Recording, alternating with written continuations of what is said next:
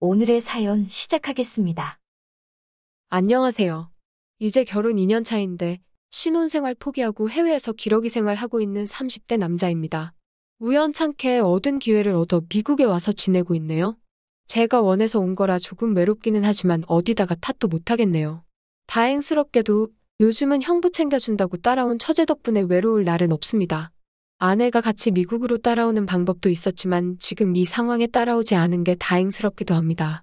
저랑 아내가 결혼할 때 한 가지 합의한 게 있거든요. 아이는 갖지 않기로 말입니다. 남들보다 가난하게 자라와서 저는 미국에서 공부를 너무 하고 싶었는데 못한 게 아니었어요.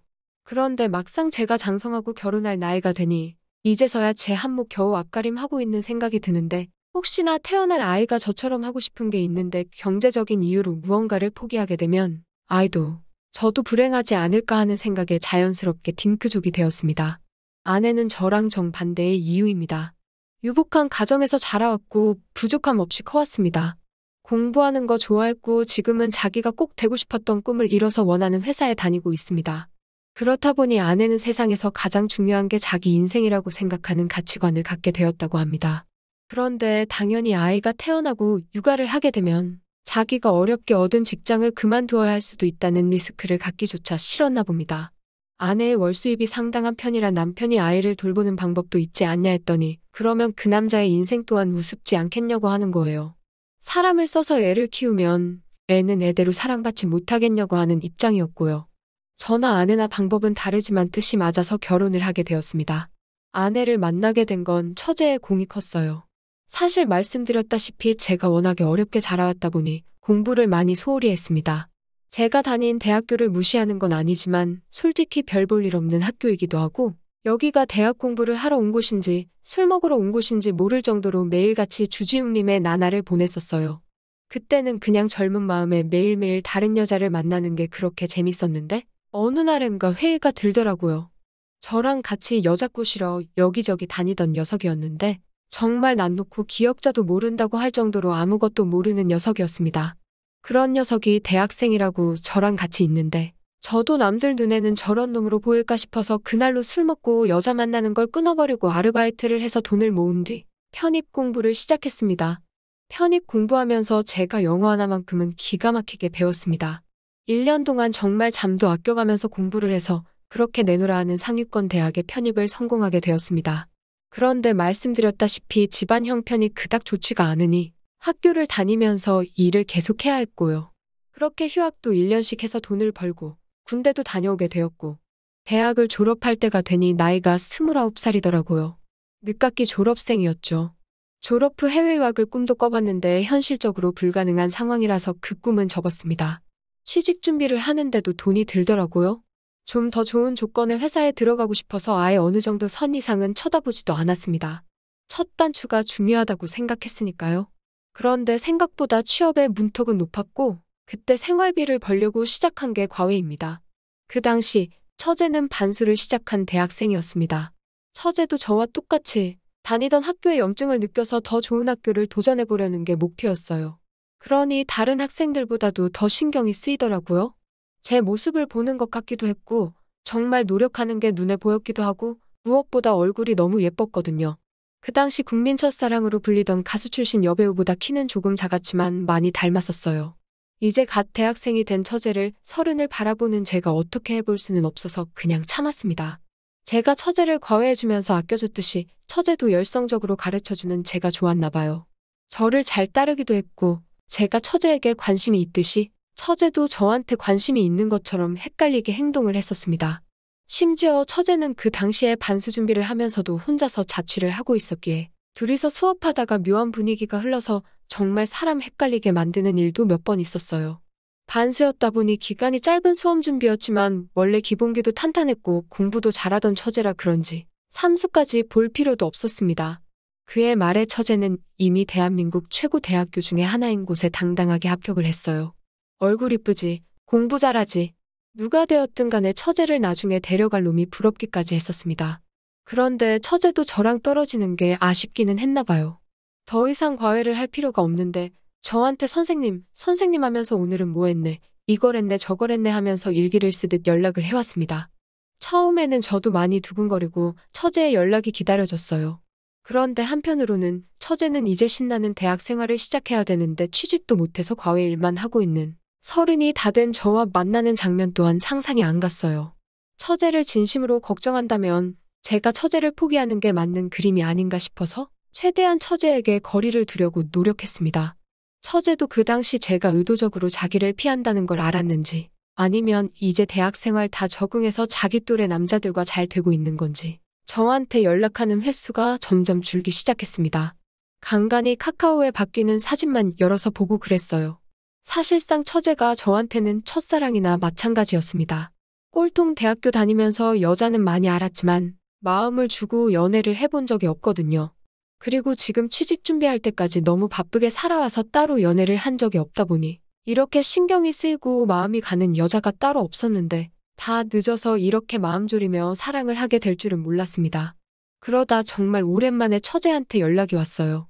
혀가 살짝 고부라진 게 술을 마신 것 같더라고요. 그러면서 저한테 왜 요즘 자기를 그렇게 피해 다니냐고 원망하듯 울먹거리면서 따져 묻더라고요. 저는 저 나름대로 사실대로 대답을 한 거였는데 전달이 조금 이상하게 되었나 봅니다.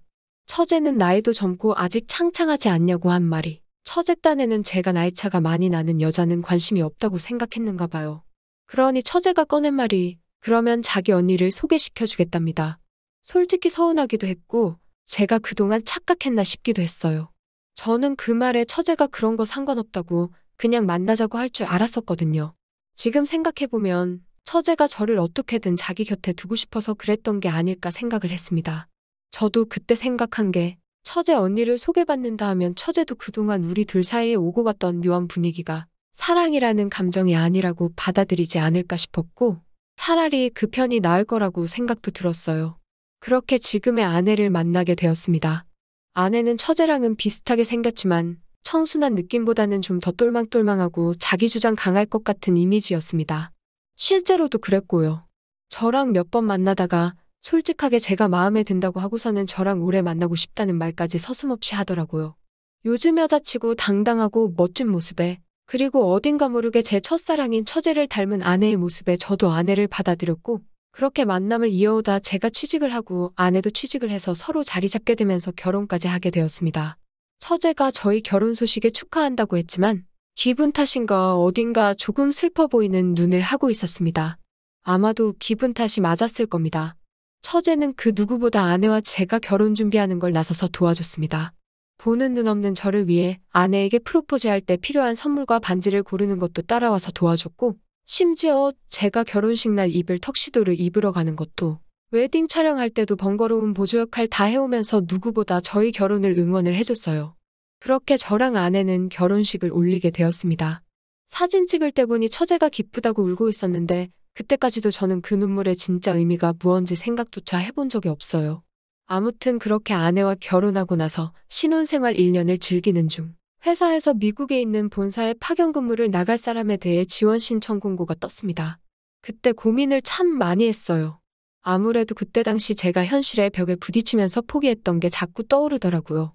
그렇지만 자기 직장, 자기 인생을 그토록 사랑하는 아내가 저를 따라와 줄 것 같지도 않았고 신혼의 즐거움을 포기하고 2년이나 미국에 나가 있고 싶다고 말을 하는 것 자체가 넌센스라고 생각했습니다. 아내는 며칠 동안 고민이 많아 보이는 저를 눈치채더니 무슨 일이냐고 물어보더라고요. 제가 집에서도 그 고민을 하면서 표정이 많이 안 좋았었나 봅니다. 제 속을 미리 알아차리고 저를 이렇게 신경 써주는 좋은 아내인데 상황이 이렇게 되고 나니 아내에게는 솔직히 미안한 마음이 가장 많이 앞서는 상황입니다. 결국 아내의 응원 덕분에 저는 꿈에 그리던 미국행 비행기에 몸을 실을 수 있었습니다. 혼자 지내는 게 걱정이 되기는 했지만 설레임이 더 컸습니다. 처제는 언니 내버려두고 어딜 가냐고 싫어하긴 했지만 미국에서도 한국에서처럼 열심히 일해서 인정받고 싶었습니다. 영어는 자신이 있었지만 회화는 서툴렀기 때문에 저는 더 많은 노력을 해야만 했어요. 그래서 틈틈이 공부하고 회사에서도 실수 없이 일하기 위해 노력했고 오랜만에 정말 최선을 다해서 살고 있는 느낌이었습니다. 미국에 적응하는 이야기는 별로 재미가 없을 것 같아서 생략을 할게요. 아무튼 그렇게 미국 넘어온 지도 8개월 차가 되었고 이젠 회화도 어느 정도 자연스럽고 자신감이 생긴 상태였고 회사 일은 아직도 서툰 부분이 많지만 회의할 때도 그렇고 맨날 구석에서 자신감 없이 구경만 하던 제가 제 의사도 전달하고 너무 재밌었습니다. 아직 업무가 서툴다 보니 눈치가 보이기 시작해서 일주일 정도 퇴근 후에 추가 근무를 해서 모자란 일을 완벽하게 마무리 지었어요. 그리고 그 주 마지막 날 팀장이 저를 부르더군요. 저는 솔직히 남들보다 배로 노력을 했기 때문에 요즘 성과에 대해서 고생이 많다 등등 격려의 말 한마디를 해주려고 부른 줄 알았어요. 그런데 그게 아니더군요. 한국 회사 문화와 전혀 달라서 이해하기가 힘들었습니다. 저한테 왜 야근을 하고 있냐고 혼내듯이 이야기를 하더라고요. 잘하고 싶어서 야근을 한 건데 미국 사람들은 그렇게 받아들이는 게 아니었습니다. 제가 일을 효율적으로 하고 있지 않으니 야근을 한다고 생각하는 겁니다. 주 40시간을 넘기면 초과 근무한 부분에 대해서는 임금의 1.5배를 지급해야 하는 게 미국 법이라더군요. 그런데 회사에선 자진해서 초과 근무를 하는 제가 눈에 곱게 들어오지 않았던 겁니다. 오히려 회사 입장에서는 같은 일을 더 늦게 끝내고 야근까지 하는 제 모습이 효율성이 떨어지고 다른 직원들 같은 돈 받으면서 무리 없이 일을 끝낼 때 돈을 더 주면서까지 회사에서 저를 일을 시켜야 할 이유가 뭐냐고 묻더군요. 저는 더 실수 없이 일을 마무리 짓고 싶어서 그런 건데 그걸 그렇게 받아들이는 미국 문화가 참 신기했습니다. 그래서 저는 초과 수당을 노리고 야근을 한 게 아니라고 설명하고 제 개인적인 욕심으로 일을 더 잘 마무리 짓기 위해서 일을 더 하는 거니 앞으로는 초과 근무는 무급으로 일을 하겠다고 말을 했어요. 그랬더니 그 부분에 대해서는 더 정색을 하더군요. 제가 그렇게 하는 건 팀워크가 아니라고 하면서 다른 사람들이 쟁취한 주 40시간의 의미를 망가뜨리지 말라고 말했습니다. 노동자의 권리를 무시하는 거라고 하면서 말이죠.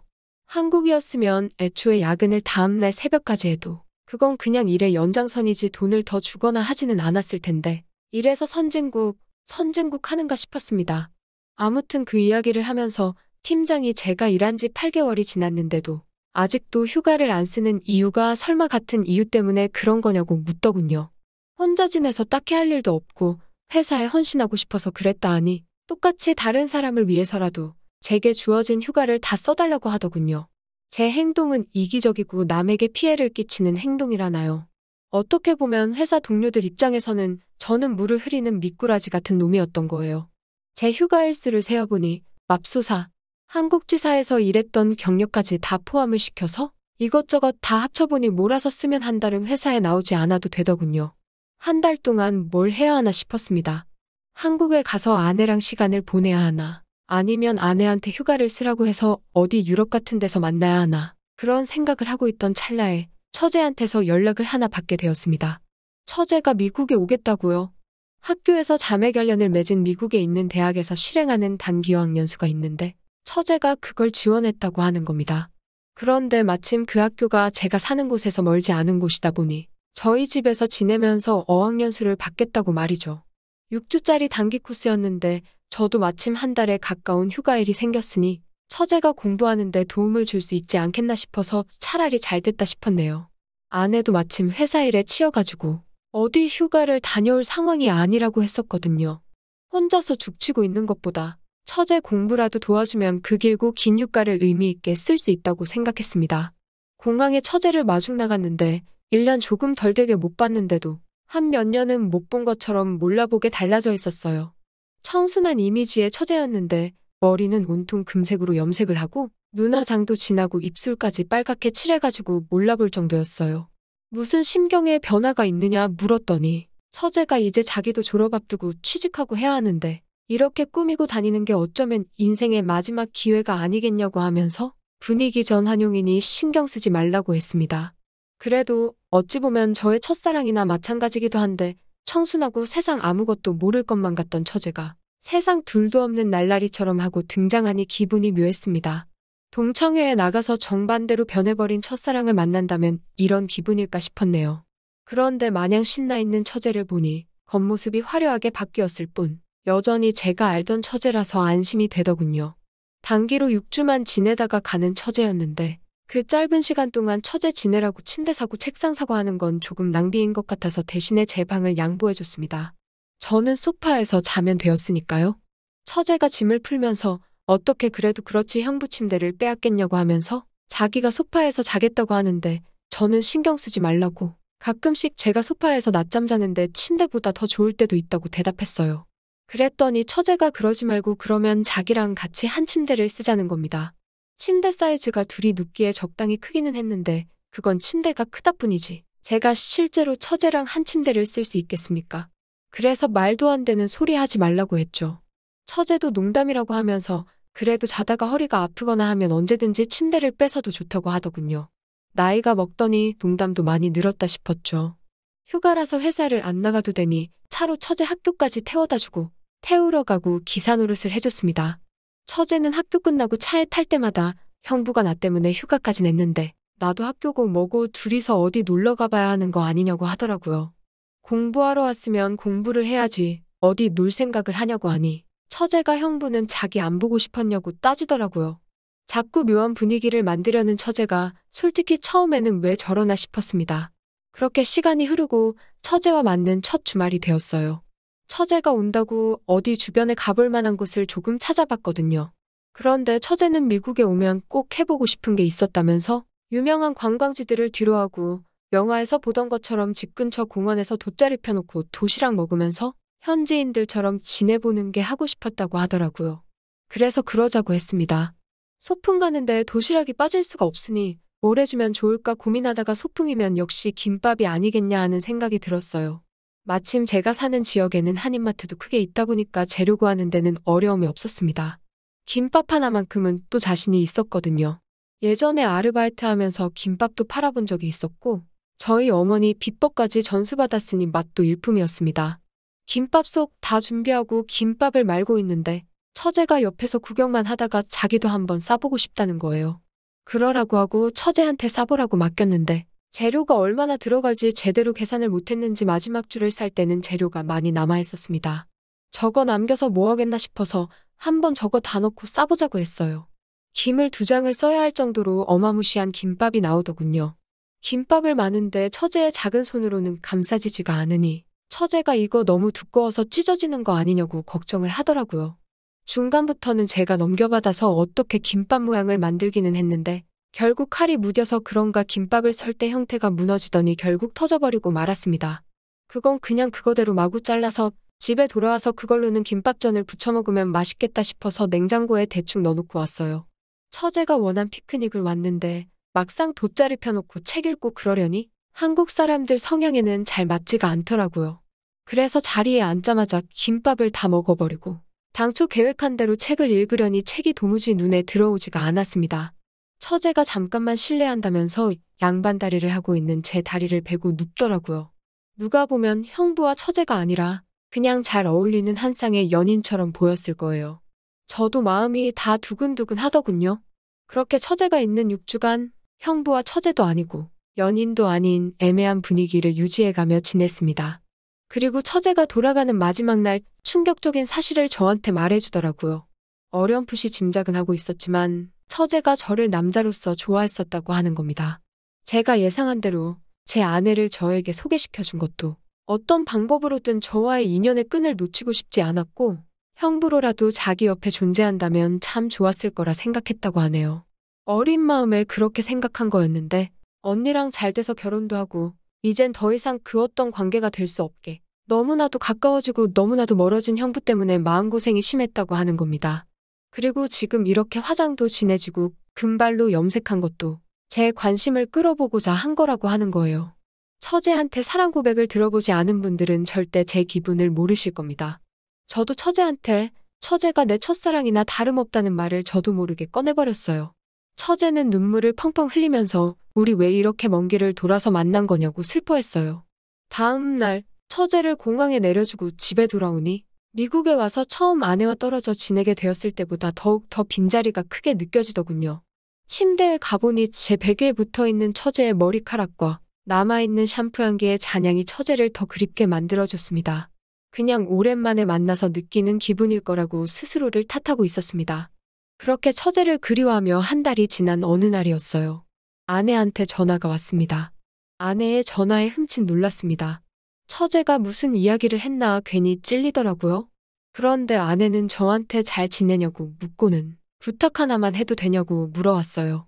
처제가 1년 정도 유학을 하고 싶다고 하는데 다른 곳은 신경이 쓰여서 못 보내겠고 제가 사는 지역이라면 괜찮다고 집에서 허락을 해줬다는데 처제가 공부 마칠 때까지 저와 같이 지내도 되겠냐고 하고 묻더라고요. 처제는 기어이 저와 1년을 함께 보내기 위해서 취직도 포기하고 1년을 더 공부하기로 정한 겁니다. 그렇게 지금은 처제와 둘이 살면서 지내고 있어요. 하지만 이번에는 그 누구도 소파에서 쪽잠을 자고 있지 않습니다. 둘이 쓰기에도 조금 넓은 침대 같이 쓰면서 처제와는 연인같이 지내고 있네요. 저를 믿고 처제를 보내준 아내에게 가장 미안합니다. 처제도 알고 있어요. 처제의 공부가 끝나고 저의 미국 파견 근무가 끝나는 올해가 끝나면 더 이상 이렇게 지낼 시간은 돌아오지 않는다는 걸 말이죠. 처제와는 합의하에 같은 곳에서 지낼 수 있는 미국 생활이 끝마무리를 할 때까지는 집에 비밀로 하고 길게 돌아온 서로의 시간을 같이 즐기기로 정했습니다. 죄책감이 드는 건 사실이지만 안 걸리면 죄가 되지 않는 것도 사실 아니겠습니까? 저도 처제도 이뤄지지 못한다는 첫사랑의 추억을 슬픈 엔딩이 정해져 있는 이 이야기를 함께 진행해 보기로 했습니다. 처제 사랑은 형부고 형부 사랑은 처제나 마찬가지니까요.